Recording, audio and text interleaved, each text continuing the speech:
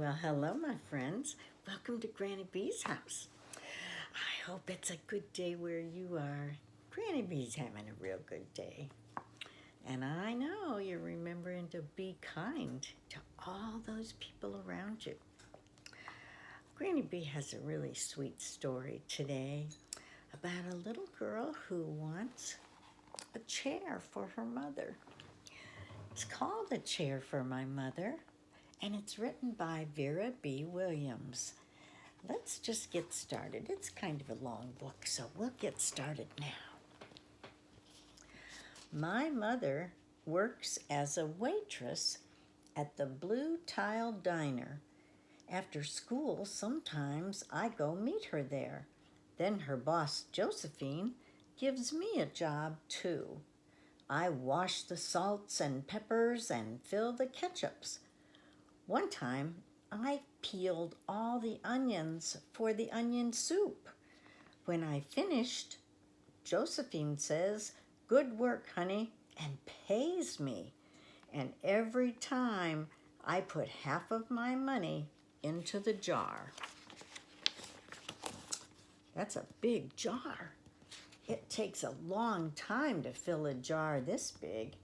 Every day when my mother comes home from work, I take down the jar.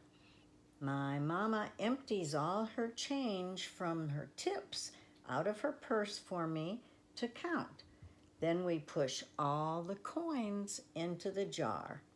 Sometimes my mama is laughing when she comes home from work. Sometimes she's so tired she falls asleep while I count the money out into piles. Some days she has lots of tips. Some days she only has a little. Then she looks worried. But each evening, every single shiny coin goes into the jar. We sit in the kitchen to count the tips. Usually, Grandma sits with us too. While we count, she likes to hum. Often she has money in her old leather wallet for us. Whenever she gets a good bargain on tomatoes or bananas or something she buys, she puts the savings by and they go into the jar.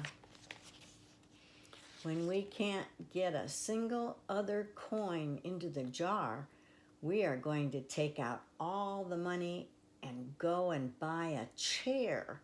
Yes, a chair. A wonderful, beautiful, fat, soft armchair. We will get one covered in velvet with roses all over it. We are going to get the best chair in the whole world. That is because our old chairs burned up. There was a big fire in our other house. All our chairs burned. So did our sofa, and so did everything else.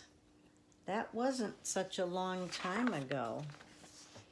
My mother and I were coming home from buying new shoes. I had new sandals. She had new pumps.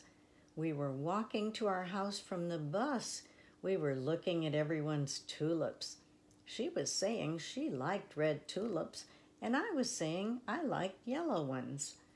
Then we came to our block. Right outside our house stood two big fire engines. I could see lots of smoke. Tall orange flames came out of the roof. All the neighbors stood in a bunch across the street. Mama grabbed my hand and we ran. My Uncle Sandy saw us and ran to us. Mama yelled, "Where's Mother?" I yelled, "Where's my grandma?" My Aunt Ida waved and shouted, she's here, she's okay, don't worry." Grandma was all right. Our cat was safe too, though it took a while to find her. But everything else in our whole house was spoiled. What was left in the house was turned to charcoal and ashes. We went to stay with my mother's sister, Aunt Ida, and Uncle Sandy. Then we were able to move into the apartment downstairs. We painted the walls yellow. The floors were all shiny, but the rooms were very empty. The first day we moved in, the neighbors brought pizza and cake and ice cream. They brought a lot of other things too. The family across the street brought a table and 3 kitchen chairs. The very old man next door gave us a bed from when his children were little. My other grandpa bought us his beautiful rug. My mother's other sister, Sally, had made us red and white curtains. Mama's boss, Josephine, brought pots and pans, silverware and dishes. My cousin brought me her own stuffed bear. Everyone clapped when my grandma made a speech. "You are all the kindest people," she said, "and we thank you very, very much. It's lucky we're young and can start all over." That was last year, but we still have no sofa and no big chairs. When Mama comes home, her feet hurt. "There's no good place for me to take a load off my feet," she says. When Grandma wants to sit back and hum and cut up potatoes, she has to get as comfortable as she can on a hard kitchen chair. So that is how come Mama brought home the biggest jar she could find at the diner, and all the coins started going into the jar. Now the jar is too heavy for me to lift. Uncle Sandy gave me a quarter. He had to boost me up so I could put it in. After supper, Mama and Grandma and I stood in front of the jar. "Well, I never would have believed it, but I guess it's full," Mama said. My mother brought home little paper wrappers for the nickels and dimes and the quarters. I counted them all out and wrapped them up.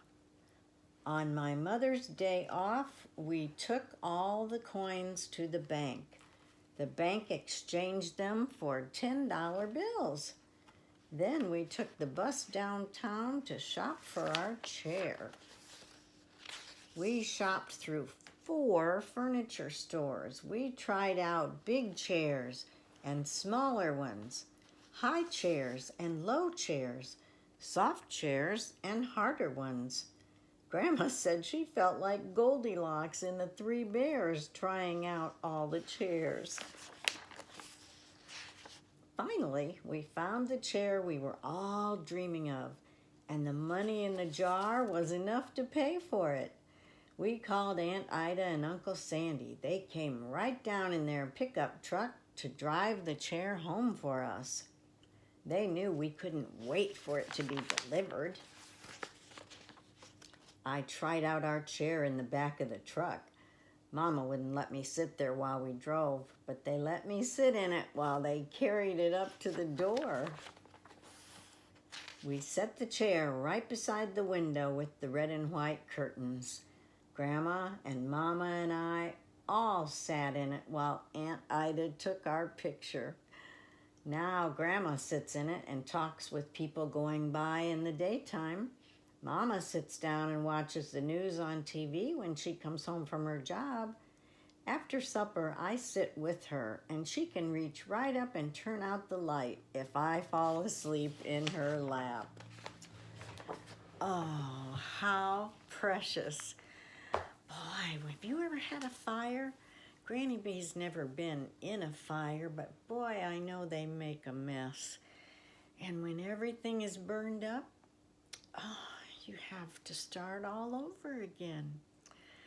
And how kind of all their neighbors to bring things to them to do that starting over. I think that's such a good idea to save your coins so that when you get enough, you can go buy something you really want. It's much better than going out and charging things. It's so much better to save your money and go buy them right out. Such a feeling of accomplishment. And that's being kind to yourself so you don't have to pay lots of money for things, interest and extra charges. And Granny B's going off on a tangent. You just remember that Granny B loves you, and Granny B hopes you don't ever have to be in a fire. And Granny B wants you to come back and see her again real soon. And I'll bet you we'll read another story. Bye-bye.